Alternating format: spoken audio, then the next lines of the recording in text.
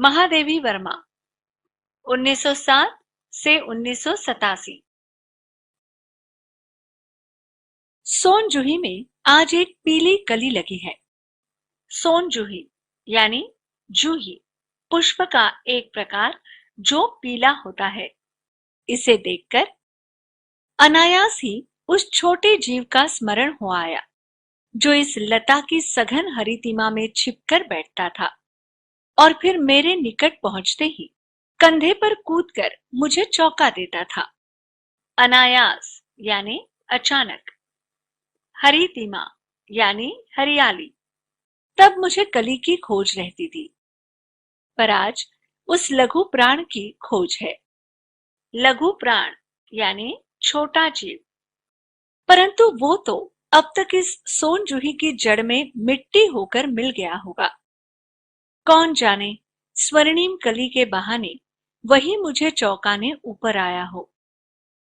अचानक एक दिन सवेरे कमरे से बरामदे में आकर मैंने देखा दो कौवे एक गमले के चारों ओर चोंचों से छुआ छुओवल जैसा खेल खेल रहे हैं। छुआ छुओवल यानी चुपके से छूकर छुप जाना और फिर छूना। ये काक भूषुड़ी भी विचित्र पक्षी है। एक साथ समादरित, अनादरित, अति सम्मानित, अति अवमानित। समादरित यानी विशेष आदर, अनादरित यानी आदर का अभाव, तिरस्कार। हमारे बेचारे पुरखे न गरुड़ के रूप में आ सकते हैं, न मयूर के, न हंस के। उन्हें पितृपक्ष में हमसे कुछ पाने के लिए काक बनकर ही अवतीर्ण होना पड़ता है। अवतीर्ण यानी प्रकट। इतना ही नहीं, हमारे दूरस्थ प्रियजनों को भी अपने आने का मधुर संदेश इनके कर्कश स्वर में ही देना पड़ता है। कर्कश यानी कटु, कानों को न भाने वाली। दूसरी ओर हम कौवा और काव काव करने को अवमानना के अर्थ में ही प्रयुक्त करते हैं। मेरे काक पुराण के विवेचन में अचानक बाध आ पड़ी, क्योंकि गमले और दीवार की संधि में छिपे एक छोटे से जीव पर मेरी दृष्टि रुक गई। निकट जाकर देखा, गिलहरी का छोटा सा बच्चा है जो संभवतः घोंसले से गिर पड़ा है और अब कौवे जिसमें सुलभ आहार खोज रहे हैं।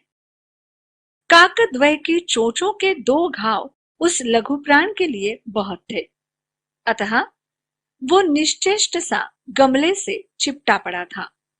काकद्वय यानी दो कौवे, निश्चेष्ट यानी बिना किसी हरकत के। सबने कहा कौवे की चोंच का घाव लगने के बाद ये बच नहीं सकता, अतः इसे ऐसे ही रहने दिया जाए। परंतु मन नहीं माना। उसे हौले से उठाकर अपने कमरे में लाई, फिर रुई से रक्त पोंछकर घावों पर पेंसिलिन का मरहम लगाया। रुई की पतली बत्ती दूध से भिगोकर जैसे जैसे उसके नन्हे से मुंह में लगाई, पर मुंह खुल न सका और दूध की बूंदें दोनों ओर धुलक गई। कई घंटे के उपचार के उपरांत उसके मुंह में एक बूंद पानी टपकाया जा सका। तीसरे दिन वो इतना अच्छा और आश्वस्त हो गया कि मेरी उंगली अपने दो नन्हे पंजों से पकड़कर नीले कांच के मोतिया जैसी आंखों से इधर उधर देखने लगा। आश्वस्त यानी निश्चिंत। 3-4 मास में उसके नित्य रोए झब्बेदार पूंछ और चंचल चमकीली आंखें सबको विस्मित करने लगी। निग्ध यानी चिकना, विस्मित यानी आश्चर्यचकित। हमने उसकी जातिवाचक संज्ञा को व्यक्तिवाचक का रूप दे दिया और इस प्रकार हम उसे गिल्लू कहकर बुलाने लगे। मैंने फूल रखने की एक हल्की डलिया में रुई बिछाकर उसे तार से खिड़की पर लटका दिया। वही 2 वर्ष गिल्लू का घर रहा। वो स्वयं हिलाकर अपने घर में झूलता और अपनी कांच के मनकोसी आंखों से कमरे के भीतर और खिड़की से बाहर न जाने क्या देखता समझता रहता, परंतु उसकी समझदारी और कार्यकलाप पर सबको आश्चर्य होता था। जब मैं लिखने बैठती, तब अपनी ओर मेरा ध्यान आकर्षित करने की उसे इतनी तीव्र इच्छा होती थी कि उसने एक अच्छा उपाय खोज निकाला। वो मेरे पैर तक आकर सर से पर्दे पर चढ़ जाता और फिर उसी तेजी से उतरता। उसका यह दौड़ने का क्रम तब तक चलता जब तक मैं उसे पकड़ने के लिए न उठती। कभी मैं गिल्लू को पकड़कर एक लंबे लिफाफे में इस प्रकार रख देती कि उसके अगले दो पंजों और सिर के अतिरिक्त सारा लघुगात लिफाफे के भीतर बंद रहता। लघुगात यानी छोटा शरीर। इस अद्भुत स्थिति में कभी कभी घंटों मेज पर दीवार के सहारे खड़ा रहकर वो अपनी चमकीली आंखों से मेरा कार्यकलाप देखा करता। भूख लगने पर चिक चिक करके मानो वो मुझे सूचना देता और काजू या बिस्कुट मिल जाने पर उसी स्थिति में लिफाफे से बाहर वाले पंजों से पकड़कर उसे कुतरता। फिर गिल्लू के जीवन का प्रथम बसंत आया। नीम चमेली की गंध मेरे कमरे में हौले हौले आने लगी। बाहर की गिलहरियां खिड़की की जाली के पास आकर चिक चिक करके न जाने क्या कहने लगी। गिल्लू को जाली के पास बैठकर अपनेपन से बाहर झांकते देखकर मुझे लगा कि इसे मुक्त करना आवश्यक है।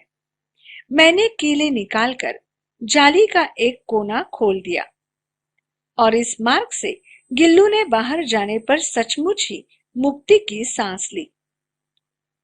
इतने छोटे जीव को घर में पले कुत्ते बिल्लियों से बचाना भी एक समस्या ही थी। आवश्यक कागज पत्रों के कारण मेरे बाहर जाने पर कमरा बंद ही रहता है। मेरे कॉलेज से लौटने पर जैसे ही कमरा खोला गया और मैंने भीतर पैर रखा, वैसे ही गिल्लू अपने जाली के द्वार से भीतर आकर मेरे पैर से सिर और सिर से पैर तक दौड़ लगाने लगा। तब से ये नित्य का क्रम हो गया।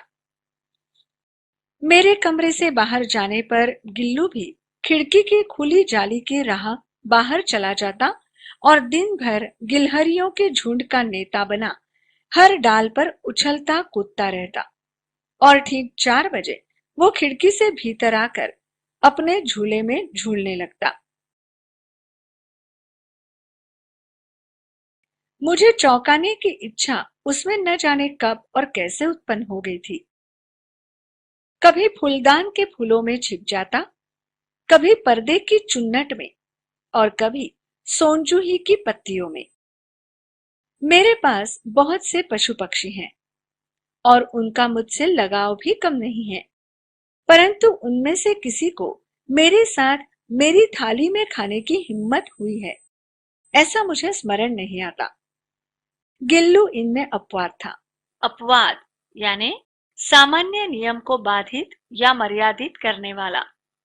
मैं जैसे ही खाने के कमरे में पहुंचती, वो खिड़की से निकलकर आंगन की दीवार बरामदा पार करके मेज पर पहुंच जाता और मेरी थाली में बैठ जाना चाहता।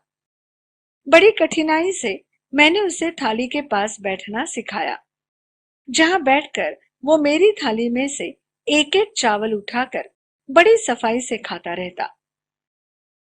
काजू उसका प्रिय खाद्य था और कई दिन काजू न मिलने पर वो अन्य खाने की चीजें या तो लेना बंद कर देता या झूले से नीचे फेंक देता था।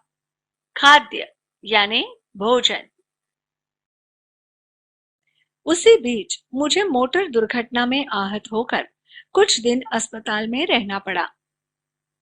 उन दिनों जब मेरे कमरे का दरवाजा खोला जाता, गिल्लू अपने झूले से उतरकर दौड़ता और फिर किसी दूसरे को देखकर उसी तेजी से अपने घोंसले में जा बैठता। घोंसले यानी नीड, रहने की जगह। सब उसे काजू दे आते, परंतु अस्पताल से लौटकर जब मैंने उसके झूले की सफाई की तो उसमें काजू भरे मिले।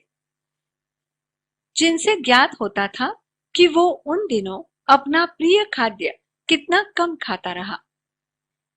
मेरी अस्वस्थता में वो तकिए पर सिरहाने बैठकर अपने नन्हे नन्हे पंजों से मेरे सिर और बालों को इतने होले होले सहलाता रहता कि उसका हटना एक परिचारिका के हटने के समान लगता। परिचारिका यानी सेविका। गर्मियों में जब मैं दोपहर में काम करती रहती तो गिल्लू न बाहर जाता न अपने झूले में बैठता। उसने मेरे निकट रहने के साथ गर्मी से बचने का एक सर्वथा नया उपाय खोज निकाला था। वो मेरे पास रखी सुराही पर लेट जाता और इस प्रकार समीप भी रहता और ठंडक में भी रहता। गिलहरियों के जीवन की अवधि 2 वर्ष से अधिक नहीं होती, अतः गिल्लू की जीवन यात्रा का अंत आ ही गया। दिन भर उसने न कुछ खाया न बाहर गया। रात में अंत की यातना में भी वो अपने झूले से उतरकर मेरे बिस्तर पर आया और ठंडे पंजों से मेरी वही उंगली पकड़कर हाथ से चिपक गया जिसे उसने अपने बचपन की मरणासन्न स्थिति में पकड़ा था।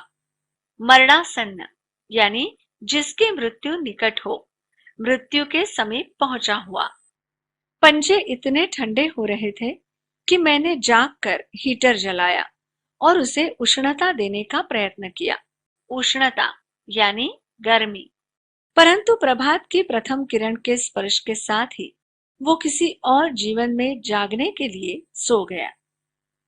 उसका झूला उतार कर रख दिया गया है और खिड़की की जाली बंद कर दी गई है, परंतु गिलहरियों की नई पीढ़ी जाली के उस पार चिक चिक करती ही रहती है और सोंजूही पर बसंत आता ही रहता है।